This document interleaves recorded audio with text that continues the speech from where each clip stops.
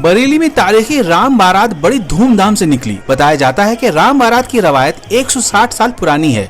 राम बारात बरेली शहर के बिमनपुरी से शुरू होकर कई इलाकों से गुजरी, जहां लोगों ने जमकर रंग अबीर गुलाल की बारिश की। राम बारात गंगा जमनी तहजीब की भी एक मिसाल है, क्योंकि राम बारात का हिंदू ही नहीं बल्कि मुसलमान भी फूलों से इस्तकबाल करते हैं। इस मौके पर शहर के कई इलाकों में सिक्योरिटी की कसीर तादाद तैनात की गई थी। राम बारात के मेहमान खुसूसी कांग्रेस के साबिक MP परवीन सिंह ईरन रहे।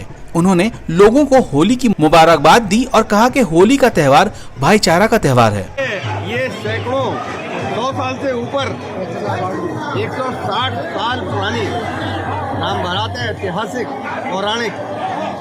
और इस राम बारात के माध्यम से बरेली की सारी जनता, बरेली का सारा आवाम एक दूसरे को होली के पावन अवसर पर शुभकामनाएं देते हैं और सब मिलजुल कर होली के पावन अवसर एक दूसरे खुशी को बांटते हैं। मेरी ओर से और जितने भी हमारे राम देव लोग हमारे साथी लोग बैठे हैं, इन सबकी ओर से जनता को बहुत बहुत हार्दिक शुभकामनाएं।